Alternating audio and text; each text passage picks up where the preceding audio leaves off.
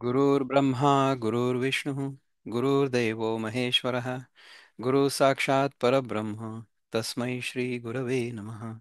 तस्मै श्री गुरवे नमः. नमस्कार. आपण गेल्या सत्रामध्ये 15व्या अध्यायाच्या 5व्या श्लोकावर ज्ञानेश्वर महाराजांनी आपल्याला जे शिकवायचा प्रयत्न केलाय ते शिकायचा प्रयत्न केला आणि आज आपण 6वा श्लोक बघणार आहे. So late me share the screen with you.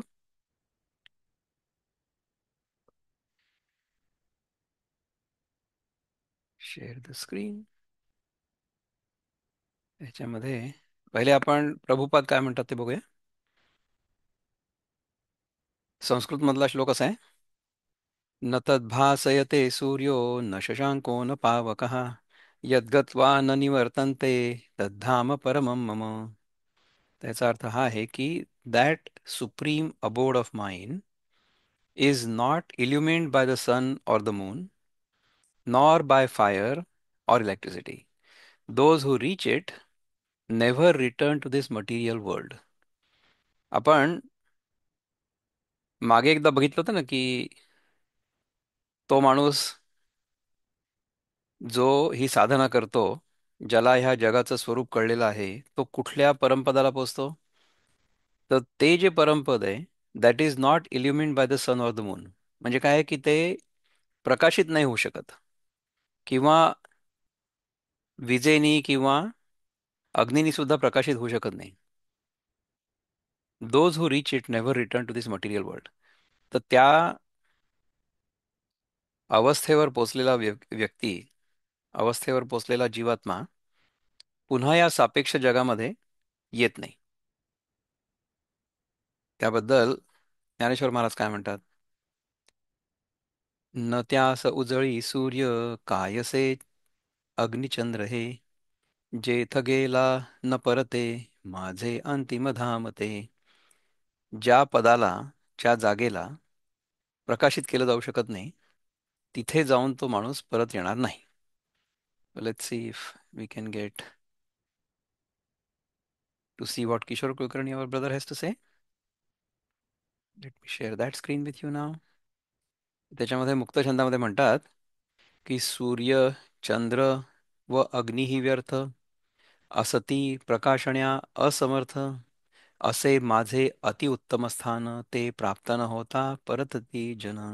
ते प्राप्त होता न परतती जन. तिथे समजा आपल्याला प्राप्त झालं ते, तर तिथून परत याची काही गरज नाही. प्रकाशी शकेना शशी सूर्य त्यासी न अग्नीसी सामर्थ्य दर्शावयासी.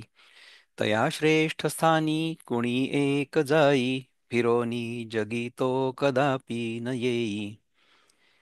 ज्या ठिकाणाला सूर्य किंवा चंद्र प्रकाशित करू शकत नाहीत, अग्नीला सुद्धा सामर्थ्य नाहीये त्याचं दर्शन करून द्यायला, त्या श्रेष्ठ स्थानी जो कोणी जाईल तो फिरोनी ह्या जगात कदापिही येणार नाही, म्हणजे कधीच येणार नाही. ठीक आहे. So let us see what Dnyaneshwar Maharaj has to say about this. मग त्याच्यावर आपण थोडंसं चिंतन करू. We want to go to Dnyaneshwari. ते पद सूर्य प्रकाशित करत नाहीत, चंद्र प्रकाशित करत नाही, अग्नी प्रकाशित करत नाही.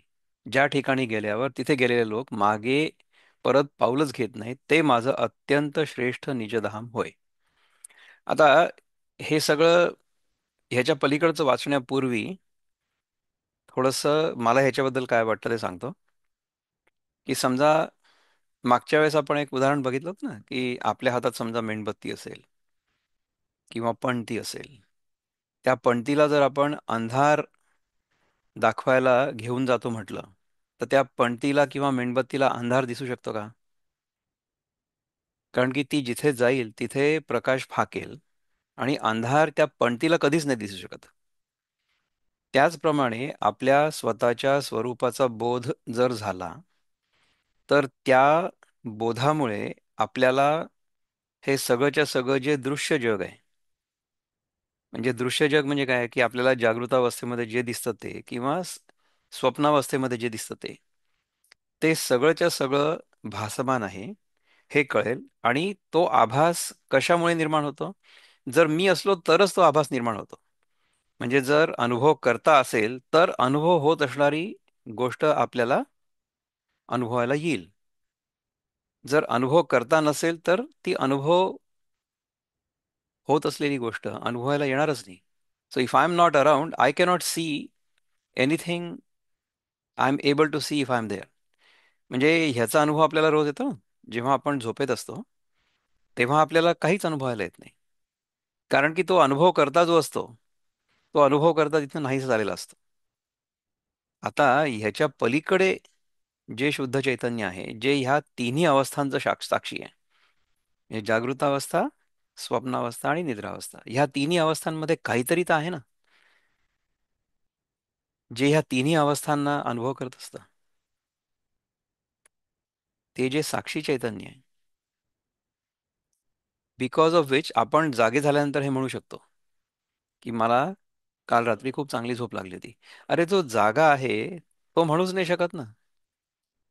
कारण की तो स्वप्नावस्थेमध्ये म्हणा किंवा निद्रावस्थेमध्ये म्हणा नव्हताच. जो जागा आहे आत्ता असं म्हणतोय की मला काल रात्री चांगली झोप लागली होती, तो झोपेत कुठे होता? तो तर नव्हताच.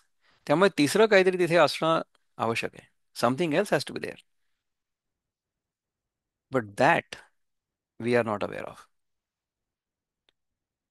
तर त्याचा जर बोध आपल्याला झाला तर त्याच्यानंतर आपल्याला हे लक्षात येईल की ह्या तिन्ही अवस्था आपल्या अवेअरनेसमध्ये येत आहेत आणि जात आहेत.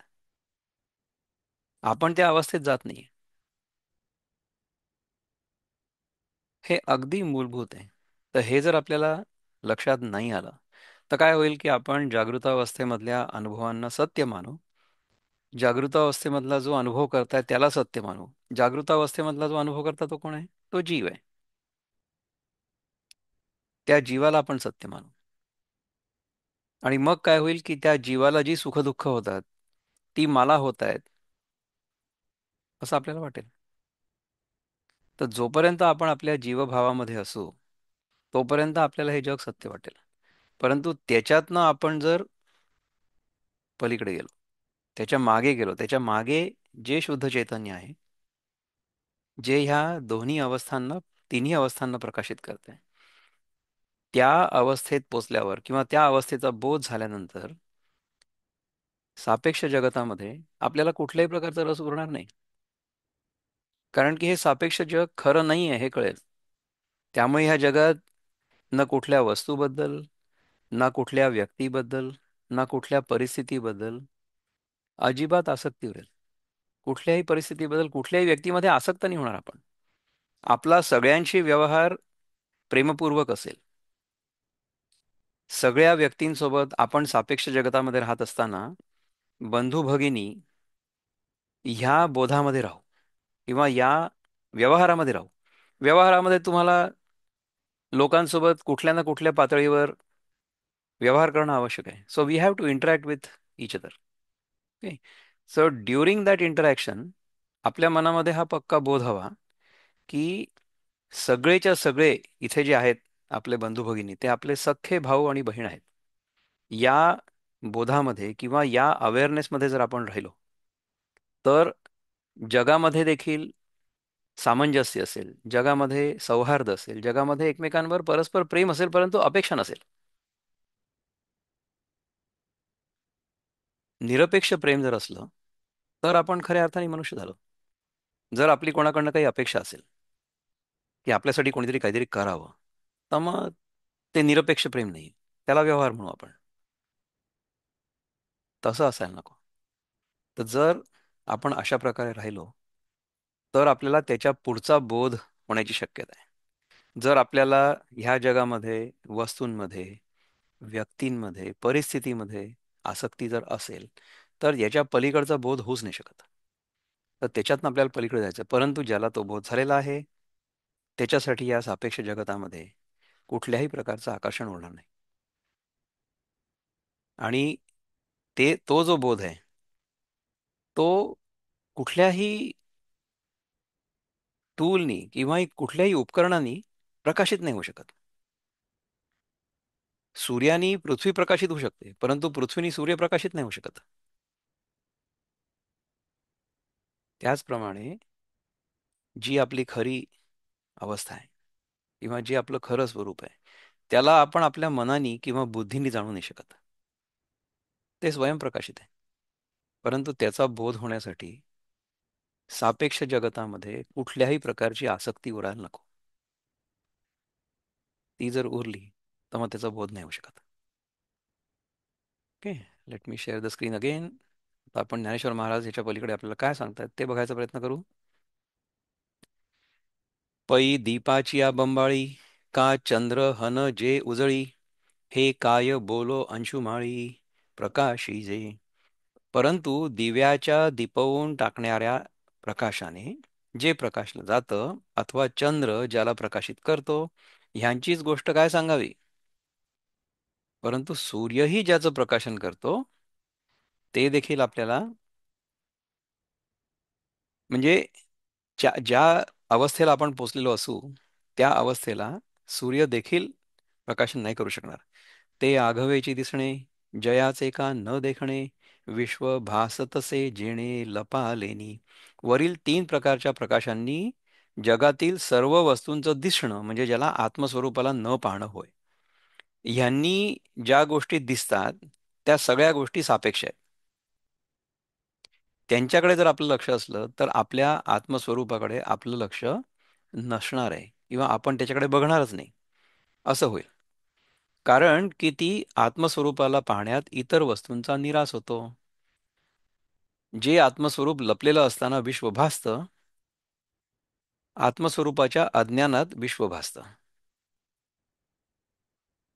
आपल्याला समजा आपल्या स्वतःचं आत्मस्वरूप कळलेलं असलं किंवा त्या बोधात आपण जर असलो तर विश्व म्हणजे आपल्याला एक केवळ आभास आहे हे लक्षात येईल. पण जर आत्मस्वरूपामध्ये आपण स्थित नसलो तर हे जे विश्व आहे, हे जे जग आहे, हे खरं आहे असं आपल्याला वाटेल. हे खरं आहे असं वाटणं याला माया म्हणतात. ह्याच्यातनं पलीकडे जाण्याचा जो उपाय आहे तो मी तुम्हाला आता सांगितला, की मनुष्य जर आपण असलो तर मनुष्यासारखं राहायला पाहिजे सापेक्ष जगतामध्ये. During our waking experience we need to live like human बिंग्स.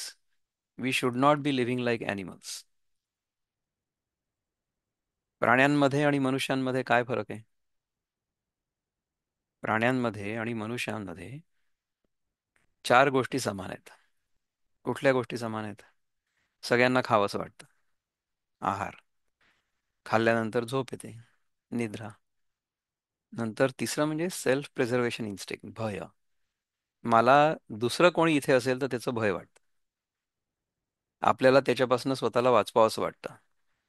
अगदी साधी किडामुंगी असतील, डास असेल तरी सुद्धा आपल्याला त्याच्यापासून धोका आहे असं वाटतं. तो डास जर मला चावला तर मला मलेरिया होईल का, डेंग्यू होईल का, म्हणून मी डास मारतो. साप जर माझ्याजवळ आला तर मी सापाला मारायचा प्रयत्न करतो. साप मला चावला तर मी मरून जाईन म्हणून मी त्याला मारतो. तर जोपर्यंत आपल्याला हा देह स्वतःचा वेगळा आहे आणि हा मी आहे असं वाटत असतं तोपर्यंत आपण त्या देहाला वाचवायचा प्रयत्न करतो. त्याला म्हणतात भय, सेल्फ प्रिझर्वेशन इन्स्टिंक्ट. आणि चौथं म्हणजे प्रोक्रिएशन, मल्टिप्लिकेशन, मैथून. तर या चारही गोष्टी प्राण्यांमध्ये आणि मनुष्यामध्ये समान आहेत. आहेत ना? पण मनुष्यामध्ये विशेष काय आहे? मनुष्यामध्ये विशेष जो आहे तो धर्म आहे. त्या धर्मामुळेच आपल्याला नाती निर्माण करता येतात किंवा नाती निर्माण होतात.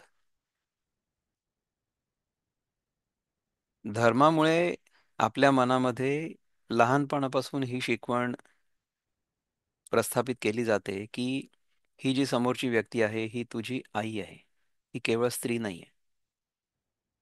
ही दुसरी जी व्यक्ती आहे ती तुझी बहीण आहे, ही केवळ स्त्री नाही आहे. ही जी तिसरी व्यक्ती आहे ही तुझी मुलगी आहे, ही केवळ स्त्री नाही आहे. परंतु मनुष्यामध्ये जी उर्मी आहे फॉर प्रोक्रिएशन त्याच्यासाठी धर्माचं बंधन आहे. आणि त्या धर्माच्या बंधनामध्ये धार्मिक विधींनुसार विवाह झालेला असला तरी सुद्धा ती पत्नी ही एरवी बहीणच आहे, भोग्य वस्तू नाही आहे.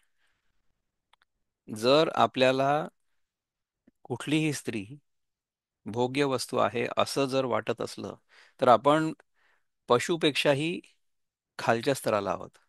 कारण की पशूंमध्ये देखील एका विशिष्ट ऋतूच्या व्यतिरिक्त नर आणि मादी एकत्र येत नाहीत.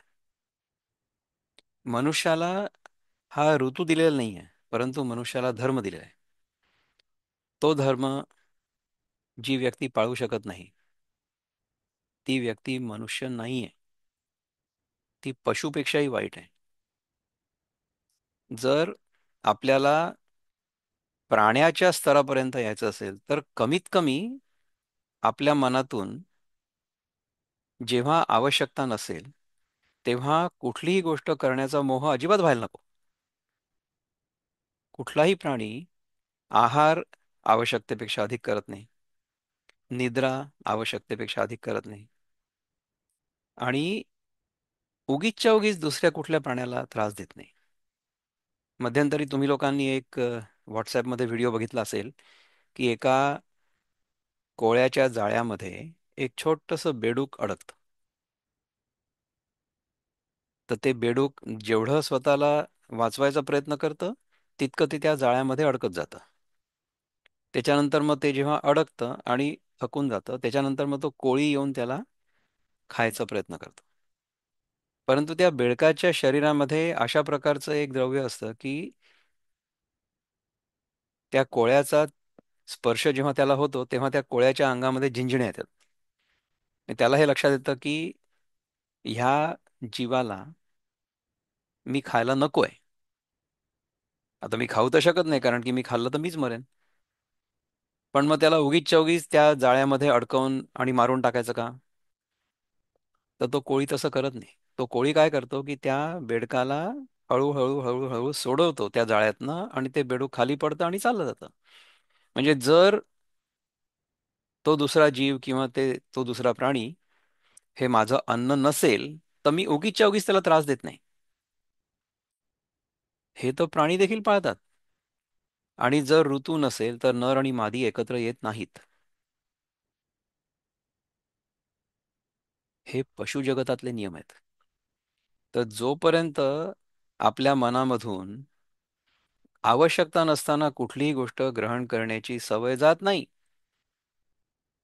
मनात सुद्धा यायला नको, तोपर्यंत आपण खऱ्या अर्थाने प्राणी देखील होत नाही.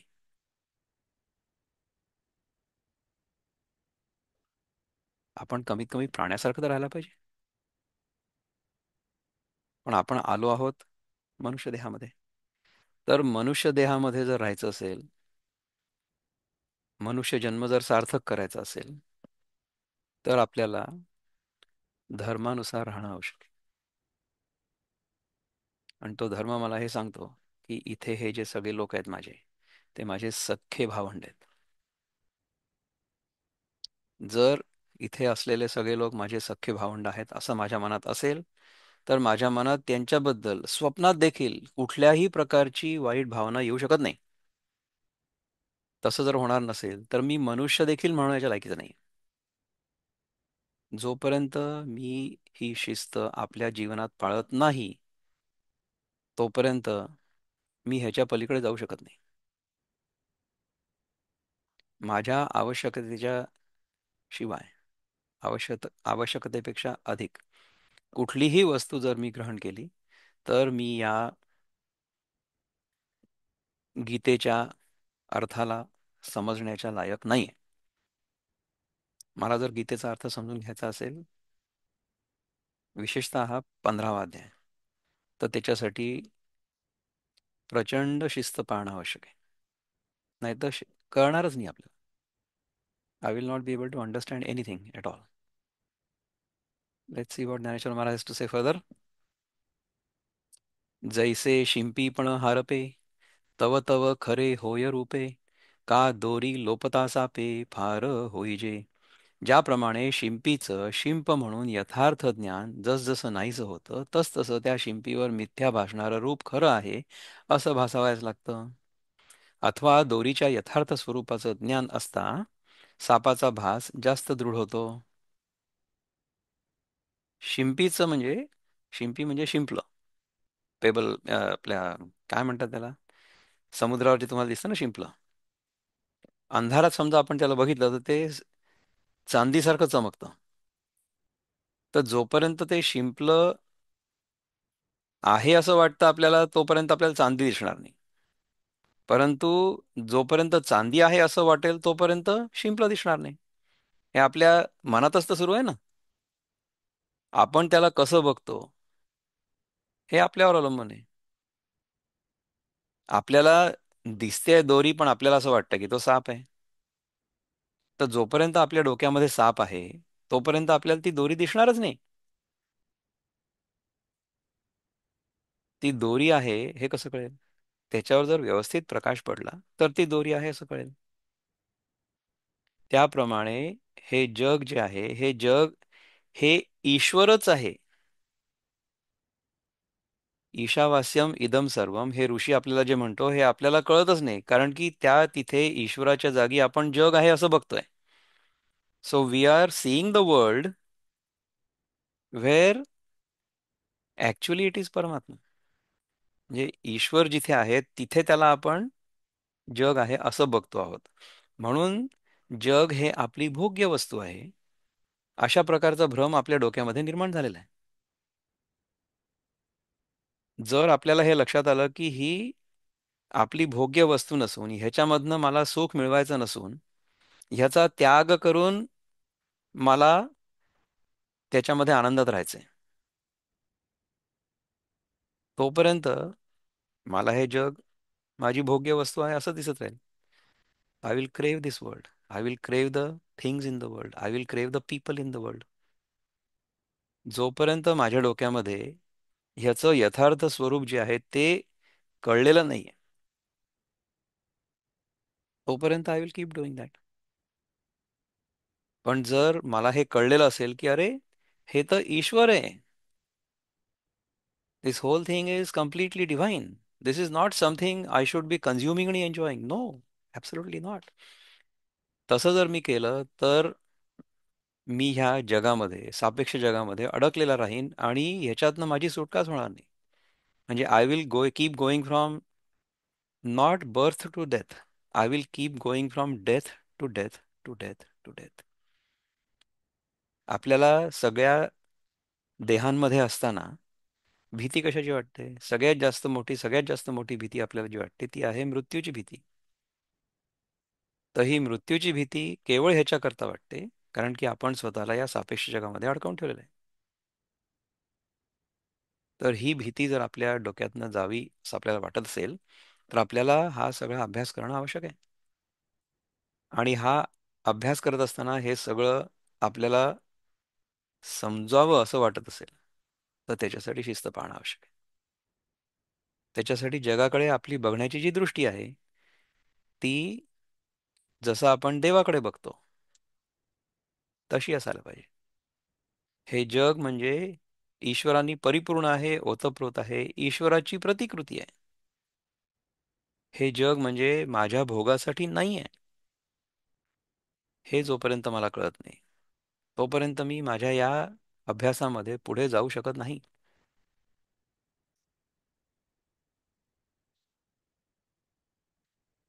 तैसी चंद्र सूर्यादी थोरे, ये तेजे जिये फारे, तिये जयाचे निआधारे प्रकाशती. त्याप्रमाणे चंद्र सूर्य इत्यादी ही जी मोठमोठाली तेजे आहेत ती ज्या आत्मवस्तूच्या अज्ञानात प्रकाश करतात, ह्यांनी आपल्याला जे दिसतं ते सगळं सापेक्ष जग आहे. सापेक्ष जग खरं वाटणं हे अज्ञान आहे. ते वस्तू की तेजोराशी सर्वभूतात्मक सरिसी चंद्रसूर्याच्या मानसी प्रकाशे जे. ती आत्मवस्तू केवळ तेजाची रास आहे आणि ती आत्मवस्तू सर्व प्राण्यांमध्ये आत्मत्वे करून सारखी व्याप्त आहे, जी चंद्रसूर्यांच्या मनात प्रकाशते. आपल्यामध्ये जी आत्मवस्तू आहे जी तेजाचं खरं स्रोत आहे. ती आत्मवस्तू फक्त माझ्यामध्ये आहे असं नाहीये. ती आत्मवस्तू तुमच्यामध्ये पण आहे. आणि ती आत्मवस्तू माझ्यामधली आणि तुमच्यामधली दोन वेगळ्या वस्तू नाही आहेत. एकच वस्तू आहे जी तुमच्यामधनं देखील प्रकाशते आहे आणि जी माझ्यामधनं देखील प्रकाशते. माझ्या मनामध्ये माझ्या वेगळेपणाचा भ्रम असल्यामुळे, माझ्या वेगळेपणाचा अहंकार असल्यामुळे मला मी आणि तुम्ही दोन वेगळे आहात असं वाटतं. तुम्ही मला सांगा की तुमच्या स्वतःच्या अनुभवावरून सांगा. आपल्या घरामध्ये आपण दोन, तीन, चार माणसं एकत्र राहतो, परंतु प्रत्येक माणसाची अनुभूती वेगळी वेगळी असते. Everybody has a completely different experience of life, even if we live in the same house. आपल्याला आपल्या जीवनामध्ये आपल्या स्वतःच्या अनुभवाव्यतिरिक्त दुसरा काहीच अनुभव नसतो. We have no experience other than our own experience. आपल्याला दुसऱ्याचा अनुभव कधीच येणार नाही. ह्या जगामध्ये आपण एकटेच असतो नेहमीच. आपल्याला दुसरे लोक आहेत असं वाटत असलं तरी सुद्धा त्यांचं दर्शन, त्यांचा अनुभव, त्यांची संवेदना आपल्याला आपल्या आत होत असते. म्हणून भगवान 6व्या अध्यायात सांगतात आपल्याला की आपला उद्धार आपण स्वतःच करू शकतो. उद्धरेत आत्मनात्मानं ना आत्मानं अवसादयेत. आपण आपला उद्धार स्वतः करायला हवा, परंतु आपला अवसाद करायला नको. We should not fall down. कारण की आपणच स्वतःचे मित्र आहोत. आत्मैव आत्मनो बंधो आत्मैव रिपुरात्मना. आपणच आपले शत्रू आहोत. आपणच स्वतःचा उद्धार करू शकतो आणि आपणच स्वतःचं अधःपतन करू शकतो. आणि स्वतःचा उद्धार करण्याची जबाबदारी आपली प्रत्येकाची आहे. आपण जर असा विचार केला की कुठली तरी दुसरी व्यक्ती आपला उद्धार करेल, तसं नाही होऊ शकत. आध्यात्मिक साधना ही आपल्याला स्वतःलाच करावी लागते. मागच्या वेळेस आपण आध्यात्मिक साधना सगळी बघितली होती ना, तर ती सगळी आध्यात्मिक साधना आपल्याला स्वतःलाच करायची. इतर कोणी आध्यात्मिक साधना करून आपला फायदा नाही होऊ शकत. म्हणजे अगदी साध्या साध्या गोष्टींमध्ये सुद्धा समजा मला वजन कमी करायचं असेल तर मला डायटिंग करावं लागेल, मला जिममध्ये जावं लागेल, मला सगळं करावं लागेल. मी समजा ते केलं तर तुमचं वजन कमी नाही होणार आहे. मी ते केलं तर माझं वजन कमी होईल, तुमचं नाही. सो ज्याप्रमाणे अगदी सापेक्ष जगामध्ये देखील आपल्याला जे मिळवायचं असेल ते मिळवण्यासाठी आपण स्वतः प्रयत्न करणं आवश्यक आहे. त्याच्यापेक्षाही कितीतरी पटींनी जास्त आध्यात्मिक क्षेत्रामध्ये जर आपली उन्नती व्हावी असं आपल्याला वाटत असेल तर आपल्याला ती साधना स्वतः करणं भाग आहे. ती जर नाही केली तर नाही होऊ शकत. आणि आपल्याला फक्त आपल्या आध्यात्मिक साधनेवर लक्ष केंद्रित करायचंय. इतर लोक कुठल्या प्रकारची साधना करतात त्याच्यामध्ये आपल्याला नाक खुपसायची काहीच गरज नाही. आणि आपण काय साधना करतो ती सगळ्यांना जग जाहीर करण्याची पण आवश्यकता नाही. तुम्ही जर सांगितलं तर बाहेरच्या लोकांना फक्त तुम्ही जे दिसतंय ते करताय तेच फक्त लक्षात येईल. म्हणजे बाहेरच्या लोकांना असं दिसेल की एखादी व्यक्ती पूजा करते किंवा एखादी व्यक्ती कुठलं तरी काम करते किंवा एखादी व्यक्ती योगासन वगैरे करते किंवा एखादी व्यक्ती बसून गीतेचं पुस्तक वाचते. हे दिसेल बाहेरच्या माणसाला. परंतु त्या व्यक्तीच्या मनामध्ये ते करत असताना काय चाललेलं आहे हे तुम्हाला कसं कळेल? ते न सांगितलं जाऊ शकतं, न कोणाला बघता येऊ शकतं. बघणाऱ्याला फक्त हे कळेल की ही व्यक्ती योगासनं करते, त्यांचं शरीर हलतं एवढंच फक्त कळेल. परंतु आतमधून त्या व्यक्तीला कुठल्या प्रकारचा अनुभव येतोय हे कधीच नाही कळू शकत. त्यामुळे ही सगळी साधना आपल्याला स्वतःला करणं भाग आहे. We have to do this whole thing our आणि अनलेस वी डू इट त्याच्या पलीकडे आपण जाऊच नाही शकत. No way we can go beyond that.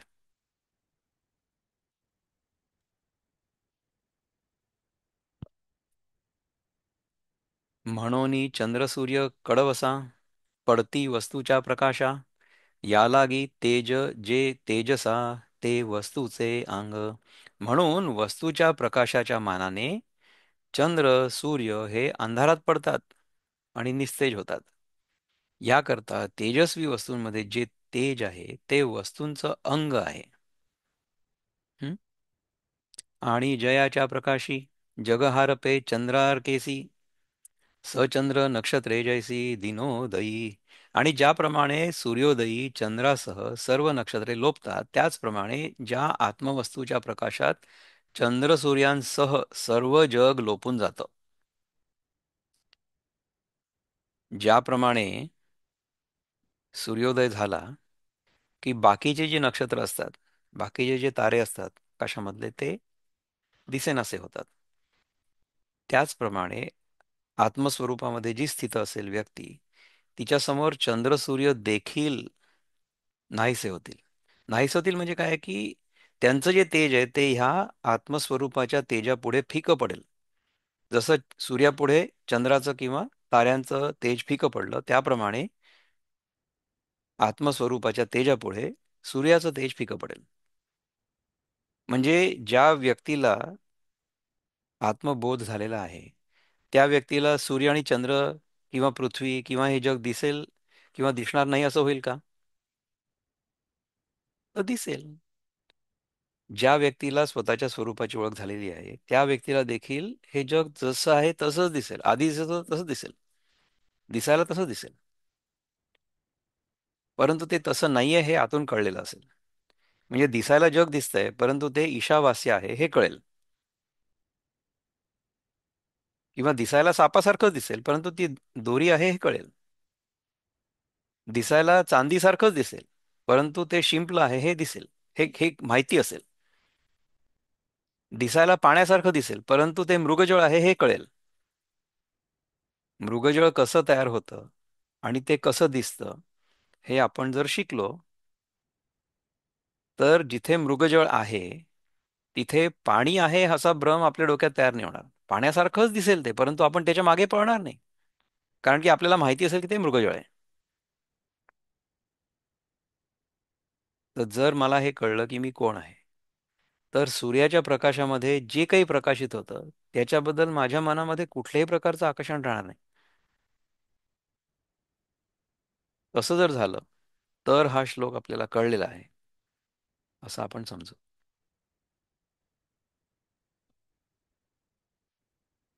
ना तरी प्रबोधलिये वेळे, ते स्वप्नींची डिंडिमा मावळे, का नुरेची सांज वेळे मृग तृष्णिका. अथवा जाग झाल्यावर जसा स्वप्नातील पसारा नाहीसा होतो, किंवा संध्याकाळी जसं मृगजळ राहत नाही. आत्ताच आपण मृगजळाचा अनुभव म्हणजे त्याचं उदाहरण घेतलं, नाही का? तैसा जिये वस्तूच्या ठाई, कोणीच का आभासू नाही, ते माझे निजधाम पाही पाटाचे गा. त्याप्रमाणे ज्या आत्मवस्तूच्या ठिकाणी कोणताच भास नाही, अर्जुना ते माझं मुख्य ठिकाण आहे असं समज. पुढं ती जे तेथ गेले, ते न घेती मागवती पावले, महोदधी का मिनले स्रोत जैसे. तिथे निजधामाच्या ठिकाणी जे लोक गेले ते पुन्हा मागे पाऊल घेत नाहीत. आपल्याला एकदा जर कळलं की हे पाणी नसून हे मृगजळ आहे, इथे पाणी नाहीच आहे, हे आपल्याला जर माहिती झालं तर आपण त्याच्या मागे पळणारच नाही. म्हणजे पुन्हा जन्माला येणार नाही. ते कसं? तर जसं महासागराला मिळालेल्या नद्यांचे ओघ जसे माघारी येत नाहीत तसे.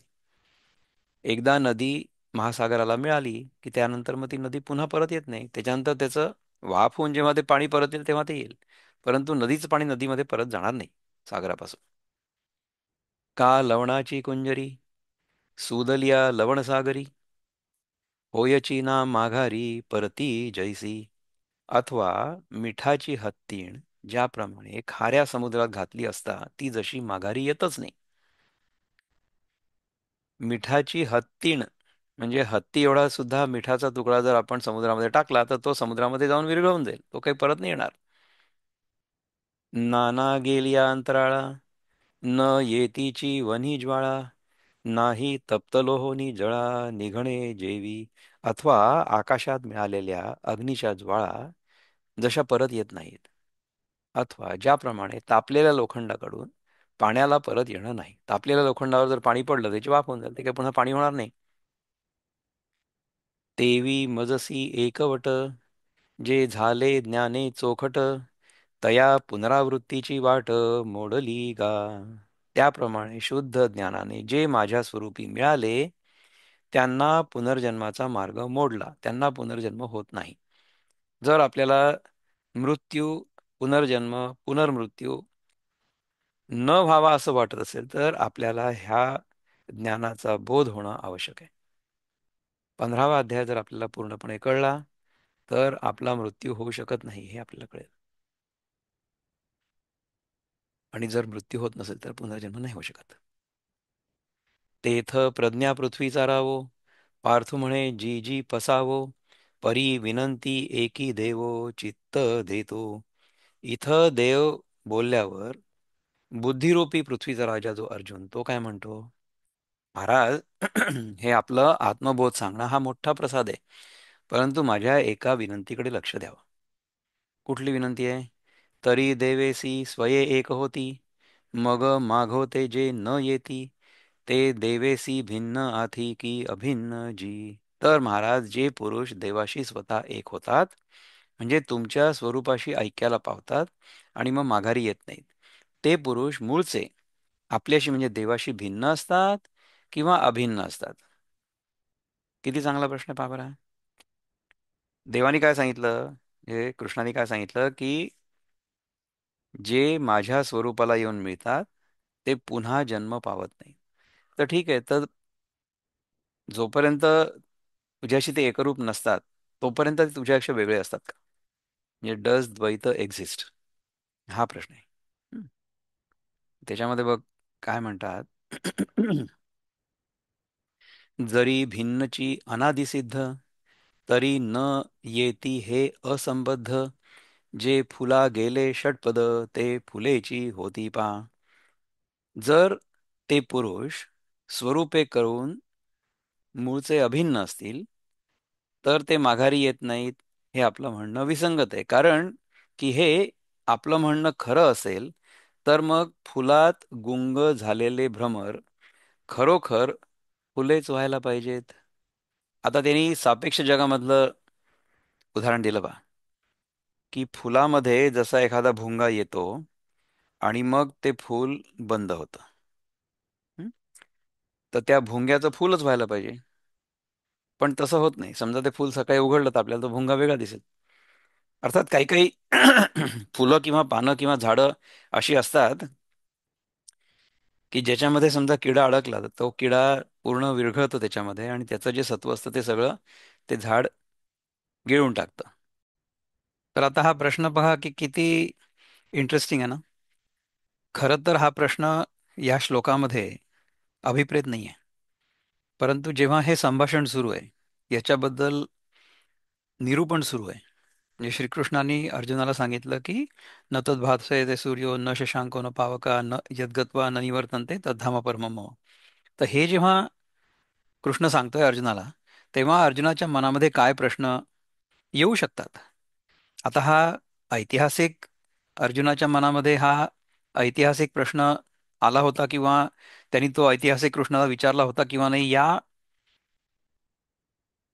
डिस्कशनमध्ये आपण पडण्याची काही गरज नाही. ही चर्चा आपल्याला करायची गरज नाही आहे, कारण की आपल्याला या प्रश्नोत्तरातून किंवा ज्ञानेश्वरीमध्ये जी प्रश्नोत्तरं ज्ञानेश्वरांनी आपल्याला लिहून दिली आहेत, अर्जुन आणि कृष्णामधली, त्याचा जो गाभा आहे तो आपल्याला ओळखायचा आहे. त्यातनं आपल्याला शिकायचं काय आहे? शिकायचं हे आहे की जेव्हा अशा प्रकारचं संभाषण होत असेल तेव्हा आपल्या मनात देखील असा प्रश्न सहज उद्भवू शकतो. तर तो प्रश्न ज्ञानदेवांनी अँटिसिपेट केला आणि आपल्यासारख्या लोकांना त्याची उत्तरं इथे मिळत आहेत ज्ञानेश्वरीमध्ये. हे किती कृपा आहे त्यांची आपल्यावर. Late me share the screen again. पै लक्षाहुनी अनारिसे, बाण लक्षी शिवोनी जैसे, मागुते पळती तैसे येती चिते. स्वरूपाने लक्षाहून वेगळे असलेले बाण लक्ष्याला शिवून लक्ष्यरूप न होता जसे पुन्हा वेगळे पडतात, तसे ते पुरुष देवाच्या स्वरूपाला स्पर्श करून देवाशी ऐक्याला न पावता पुन्हा माघारी येतीलच, म्हणजे वेगळे पडतील. म्हणजे बघा की जसं आता एखादा बाण आपण त्या टार्गेटला मारला, तर त्या टार्गेटला गेल्यानंतर तो बाण पडून जाऊ शकतो खालती. जस्ट इमॅजिन करा. तर तशा प्रकारे हे जे जीवात्मे आहे, जे साधक आहेत, ते जेव्हा परमात्म्याला जाऊन मिळतात तेव्हा तिथे मिळाल्यानंतर मग पुन्हा खाली पडतात, असं आहे का ते? कसे प्रश्न आहेत बघा. ना तरी तुची ते स्वभावे, तरी कोणे कोणासी मिळावे. आपण यासी आपण रूपावे, शस्त्रे केवी. अथवा ते पुरुष जर स्वभावतः तूच असले, म्हणजे त्यांचं आणि तुझं स्वरूप मूळचं एकच असलं, तर मग कोणी कोणाला मिळवायचं? शस्त्राने आपण आपल्याला कसं रूपावयाचं?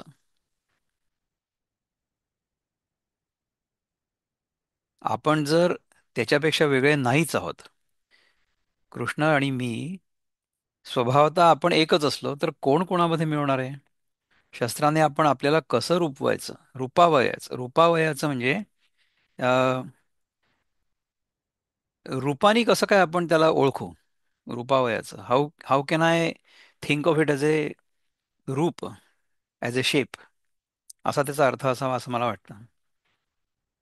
Late us see what Dnyaneshwar Maharaj say next. म्हणून तुझसी अभिन्ना जीवा, तुझा संयोग वियोगो देवा, नये बोलो अवयवा शरीरेसी.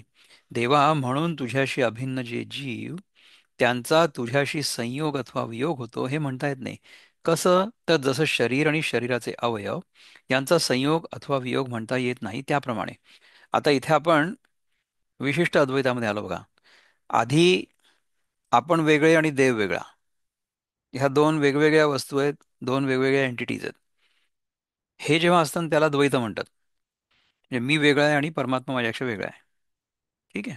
आता ह्याच्यामध्ये काय सांगितलंय की जसा एखादा अवयव एखाद्या शरीरामध्ये असतो, म्हणजे समजा माझं हृदय आहे किंवा माझं पोट आहे किंवा माझ्या आतड्या आहेत किंवा आणखीन किडनी असेल, आणखीन काय असेल, that is a part of me, that is a part of my body असं म्हणायला पाहिजे.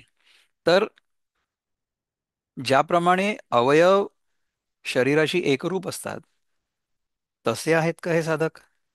म्हणजे तद्गत्वा यद्गत्वा न निवर्तन्ते तद्धाम परमं मम, ह्याच्यामध्ये हा जो मनुष्य तिथे जाऊन पोचलेला आहे, कुठे? तद्धाम परमं मम, माझ्या परमधामाला जो पोचलेला आहे, तो माझ्या शरीरामधल्या अवयवासारखा आहे का? दॅट इज विशिष्ट अद्वैत. जर आपण देहबुद्धीने विचार केला, तर माझा देह आणि परमात्म्याचा देह किंवा देवाचा देह, आता हे संभाषण रामामध्ये आणि हनुमंतामध्ये पण झालेलं आहे ना, की जेव्हा हनुमानाला विचारलं रामाने की तुझं माझ्याबद्दलचं काय मत आहे, तर हनुमानाने सांगितलं की देहानी मी तुझ्यापेक्षा वेगळा वेगळा आहे, त्यामुळे मी तुझा दास आहे. जीवबुद्ध्या जर मी विचार केला, तर मी तुझा अंश आहे. हे तू एक मोठं वर्तुळ आणि त्याच्यामध्ये छोटंसं वर्तुळ किंवा छोटंसं टिंब म्हणजे मी आहे. जीवबुद्ध्या म्हणजे त्याच चैतन्याचा थोडासा अंश माझ्या रूपाने मला दिसतोय. जीवबुद्ध्या त्वदंशकः. आणि आत्मबुद्धीने जर बघितलं तर तू आणि मी दोघे एकच आहोत. म्हणजे तुम्ही विचार करा की एखादी लाट आहे आणि समुद्र आहे आणि पाणी आहे. ठीक आहे. तर लाटेच्या दृष्टिकोनातनं विचार केला तर लाट आणि समुद्र दोन वेगळ्या गोष्टी दिसतात. लाट एक छोटीशी आहे आणि समुद्र म्हणजे खूप मोठा आहे.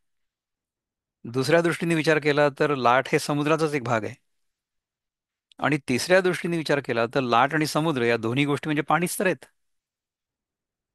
म्हणजे लाट आणि समुद्र जेव्हा आपण वेगळे म्हणतो किंवा मानतो, तेव्हा आपण द्वैतामध्ये आहोत. लाट जेव्हा आपण समुद्राचाच एक भाग आहे असं मानतो, तेव्हा आपण विशिष्ट अद्वैतामध्ये असतो. आणि लाट आणि समुद्र या दोन्ही गोष्टी म्हणजे पाणीच आहे हे जेव्हा कळतं आपल्याला, तेव्हा आपण अद्वैतामध्ये असतो. त्या तिन्ही गोष्टी व्हॅलिड आहेत. आपण जिथे स्वतःला आहोत असं गृहीत धरतो ना, त्या दृष्टिकोनातून आपल्याला हे सगळं आहे असं वाटतं. ठीक आहे. देवा, म्हणून तुझ्याशी अभिन्न जे जीव त्यांचा तुझ्याशी संयोग अथवा वियोग होतो असं म्हणता येत नाही. कारण कसं होतं, जसं शरीर आणि शरीराचे अवयव यांचा संयोग अथवा वियोग म्हणता येत नाही त्याप्रमाणे. आणि जे सदा वेगळे तुझसी, तया मिळणी नाही कोणे दिवशी, मा येती न येती हे कायसी, वाय बुद्धी. आणि तुझ्याशी जे सदा अभिन्न आहेत, त्यांना कोणत्याही दिवशी तुझ्यात मिळता यावयाचं नाही, कारण की ते तुझ्याशी वेगळे नाहीच आहेत. मग ते तुझ्या स्वरूपाहून माघारी येतात अथवा येत नाहीत, ही कसली व्यर्थ समजूत? तरी कोण गाते तू ते, पावोनी न येती मागवते, हे विश्वतो मुखामाते बुझा विजी. तरी तुला तुझ्या म्हणजे तुझ्या स्वरूपाला पाहून माघारी येत नाहीत, ते कोण? हे सर्व बाजूला मुख असलेल्या देवा, हे मला समजावून सांग. इथे ये आक्षेपी अर्जुनाच्या, तो शिरोमणी सर्वज्ञांचा, तोषला बोध शिष्याचा देखो निया.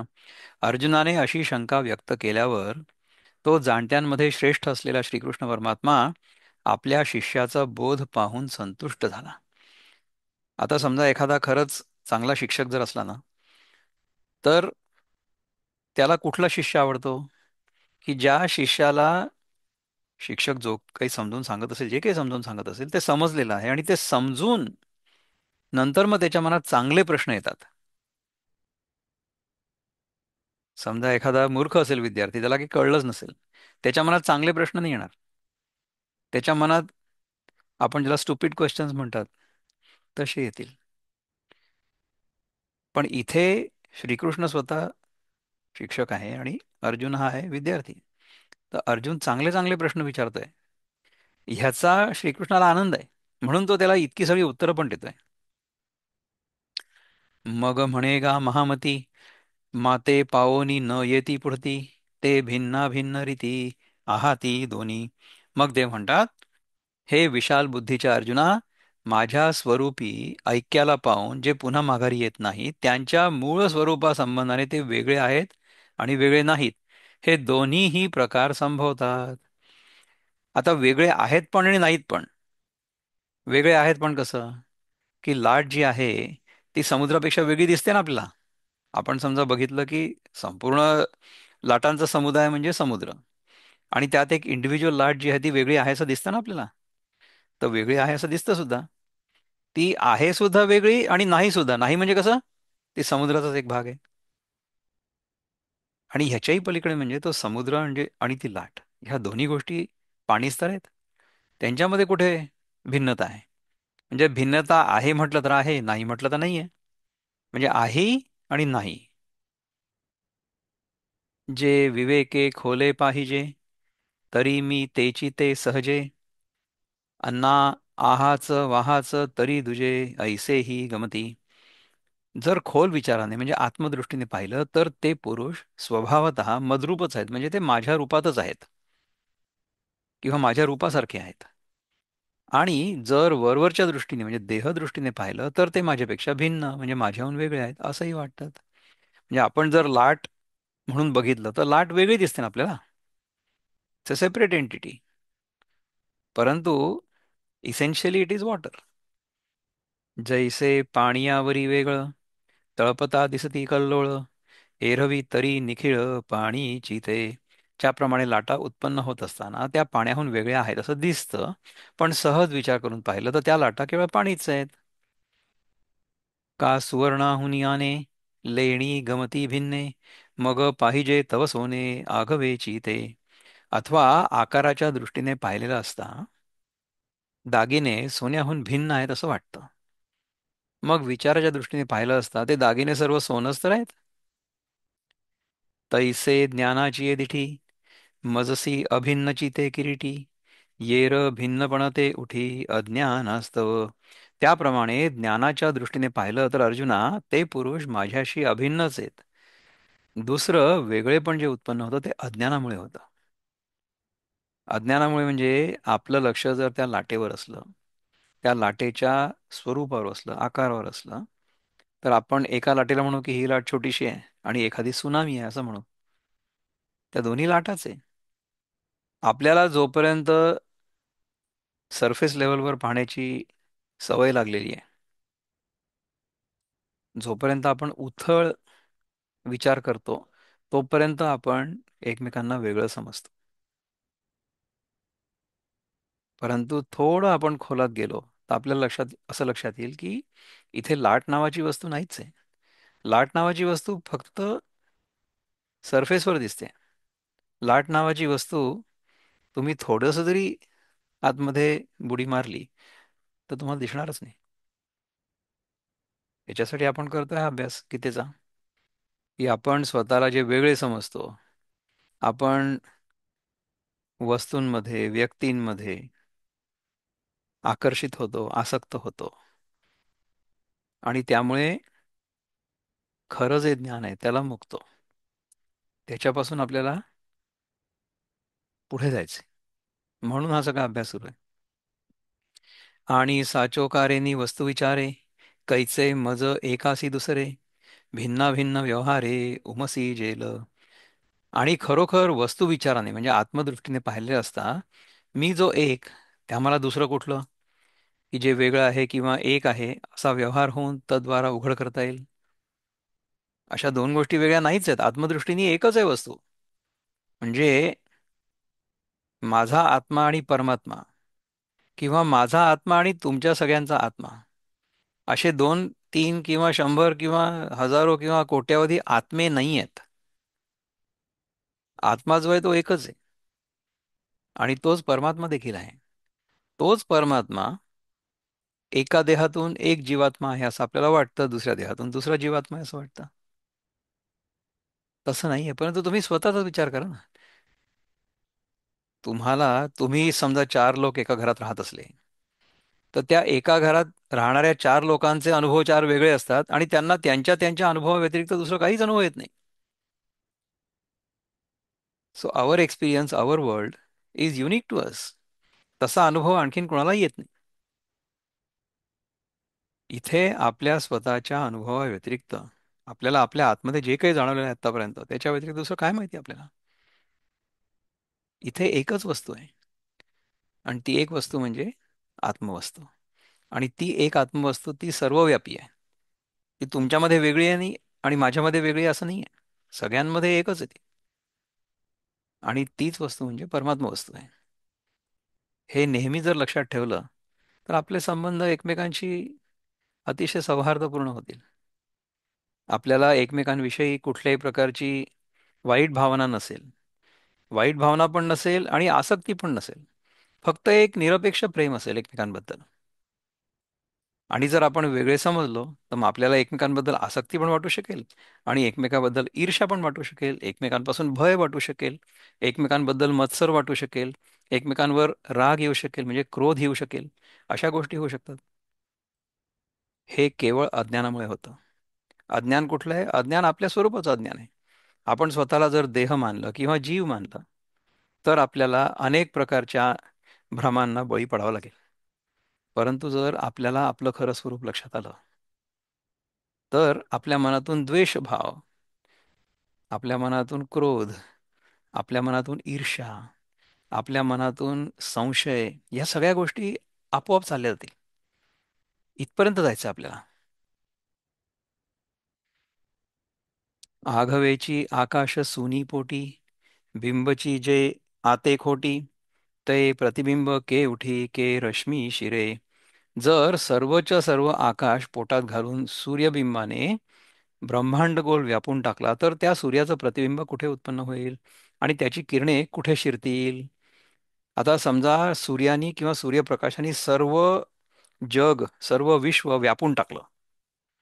आता जसं बघा की आता सध्या तुम्ही माझ्या मागचं जे चित्र बघताय ना, तुम्ही ह्या बाजूला बघा, बघा इथे बघा या साईडला, की ज्या बाजूनी सूर्यप्रकाश येतोय म्हणजे कुठनं तर सूर्यप्रकाश इकडनं येतोय ना, तर या झाडांच्या मागच्या बाजूला इथे तुम्हाला सावली दिसेल.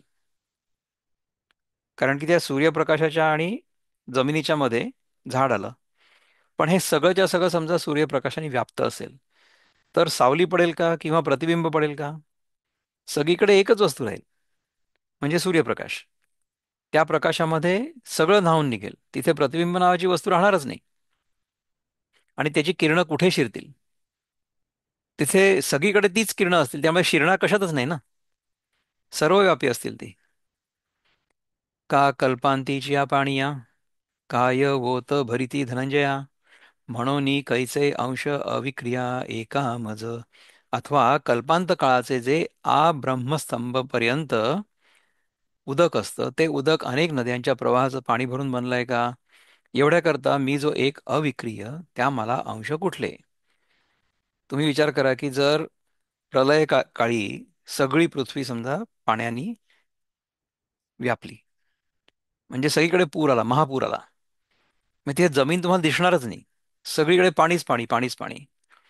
तर मग ते पाणी म्हणजे ज्या नद्या आत्ता आपण बघतो आहोत की त्या समुद्रामध्ये मिळतात, नदी वेगळी समुद्र वेगळा, असं जे आपल्याला दिसतंय आत्ता सध्या, तसं तेव्हा दिसणार आहे का? तसं दिसूच नाही शकत. त्याचप्रमाणे माझ्यामध्ये अनेक जीव हे वेगळे अंश नाही आहेत. सगळंच्या सगळं मी एकच वस्तू आहे. त्या वस्तूमध्ये फक्त वेगवेगळ्या गोष्टी आहेत किंवा वेगवेगळे जीवात्मे आहेत, असा आभास फक्त आपल्याला दिसतो. मी जे अविक्रिय म्हणजे माझा कुठल्याही प्रकारचा क्रय होऊ शकत नाही, माझ्यामध्ये कुठल्याही प्रकारचे भाग पडू शकत नाही, माझ्यामध्ये काहीही कमी होऊ शकत नाही, त्या मला अंश कुठले? परी ओघाचे निमिळे, पाणी उजू, परी वाकुडे झाले, रवी दुजेपण आले, तो य बगे. परंतु पात्राच्या संबंधाने नदीचं पाणी सरळ असतं पण वाकडं झालं. पाण्याच्या संबंधाने म्हणजे पाण्यात प्रतिबिंबित झाल्याने सूर्याला दोनपणा आला. म्हणजे पाण्यामध्ये एक प्रतिबिंब पडलं, तो म्हणजे दुसरा सूर्य असं आपल्याला वाटलं. बिंब आणि प्रतिबिंबपणा. व्योम चौफळे की वाटोळे, हे ऐसे काहीसयासी मिळे, काहीसयाही मिळे. परी घटमठी वेटाळे तैसेही आथी. हे आकाश चौकोनी किंवा वाटोळं असं कशाने मिळणार आहे? परंतु आकाश जेव्हा घटाकडून किंवा मठाकडून वेष्टिलं जातं तेव्हा तसंही म्हणजे वाटोळं किंवा चौकोनी असतं. आता घट आणि मठ, घटाकाश आणि मठाकाश. घट म्हणजे मडकं, घट म्हणजे मडकं. तर त्या मडक्याच्या आतमधला आकाश गोल आणि मठ म्हणजे आश्रम. त्या मठामध्ये समजा चौकोनी भिंती असल्या, तर मग त्याच्यामध्ये आकाश चौकोनी होतं का? आणि मठामध्ये चौकोनी आणि माठामध्ये किंवा घटामध्ये ते गोल असं होतं का? आकाश गोल आहे किंवा चौकोनी आहे हे आपल्याला वाटतं, कारण आपलं लक्ष त्या घटावर किंवा मठावर असतं. ते जर नसलं तर काय आकाशाला कुठे आकार आहे? हागा निद्रेचेनी आधारे, काय एकलेनी जग न भरे, स्वप्नीचे निजे अवतरे रायपणे. अरे निद्रेच्या आधारावर उत्पन्न झालेल्या स्वप्नात निजणारा म्हणजे जो झोपलेला आहे तो, त्याला आपण राजा म्हणून प्रगट होतो. तेव्हा त्याच्या एकट्याकडून स्वप्नातील सर्व जग भरलं नाही जात का? जेव्हा आपल्याला स्वप्न पडतं ना, तेव्हा आपलं मनच ती सगळी स्वप्नातली सृष्टी तयार करतं. त्याच्यामध्ये आपणही वेगळे आहोत असं आपल्याला वाटतं. म्हणजे त्यातला मी एक स्वप्नातला जीव, आणि स्वप्नातली सगळी सृष्टी आयदर एन्जॉय करतो किंवा सफर करतो. म्हणजे तिथे मला जाऊन सुख पण होऊ शकतं आणि दुःख पण होऊ शकतं. चांगलं स्वप्न पडलं तर छान वाटतं. आणि समजा वाईट स्वप्न पडलं तर मग दुःख पण होऊ शकतं. या सगळ्या गोष्टी होऊ शकतात, आहे ना? तर ते स्वप्न आपणच तयार करतो. त्याच्यामध्ये आपण आपल्याला स्वतःला वेगळं बघतो सुद्धा. परंतु जेव्हा आपण जागे होतो तेव्हा ते सगळंच्या सगळं आभासात्मक होतं हे आपल्याला कळतं. हं? ते आपल्यापेक्षा वेगळं असतं का? ते आपण जे असतो तेच असतं. त्याच्यानंतर काय म्हणतात ज्ञानदेव महाराज? का मिनले नीक डाळे, वाणी भेदासी ये सोळे, तैसा स्वमाये वेटाळे शुद्ध जैमी. अथवा हिणकस धातू मिसळली असता 100 नंबरी सोनं जसं निरनिराळ्या कसाला येतं, त्याप्रमाणे शुद्ध जो मी, तो जेव्हा आपल्या मायेने वेटाळला जातो तेव्हा काय होतं? ते अज्ञान एक रूढे, तेणे कोहम विकल्पाचे मांडे, मग विवरुनी कीजे पुढे देहो मी ऐसे. तेव्हा माझ्या ठिकाणी एक अज्ञानाचा मुख्यतः व्यवहार होतो. त्या योगाने मी कोण अशा संशयात आरंभ होतो, आणि मग विचार करून देह मी असा निश्चय होतो. म्हणजे काय आहे की सगळ्यात पहिलं जे मूळ कारण आहे, मूळ कारण कशाचं? आपल्या मूर्खपणाचं, आपल्या मूढत्वाचं. ते मूळ कारण आहे अज्ञान.